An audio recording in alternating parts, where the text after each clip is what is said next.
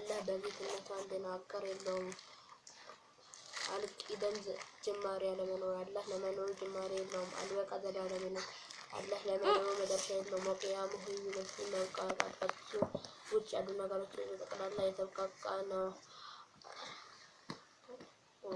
አልቁድራ ቻይነት አላህ በሁሉም ነገር ቻይ ነው። አልኢራዳ ፍላጎት አላህ እንዲገኝ የፈለገው ነገር ይገኛል፣ እንዲገኝ ያልፈለገው ነገር አይገኝም።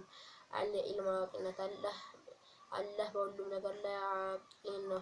አሰሚ ሰሚነት አላህ የሚሰማው ነገሮችን በጠቅላላ ያለ ጆሮ ተንቦል ያለ መሳሪያ ይሰማል። አልበስር ተመልካችነት አላህ የሚታዩ ነገሮችን በጠቅላላ ያለ አይን ብሌን ያለ መሳሪያ ይመለከታል።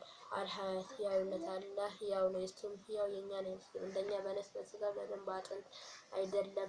አልከላም ተናጋሪነት አላህ ይናገራል፣ የእሱም ንግግር እንደኛ በፊደል በድምጽ በቋንቋ አይደለም። አልሙኻለፈቱ ሊልሐዋዲስ ፍጡርን አለመምሰል አላህ በጭራሽ ፍጡርን አይመስልም።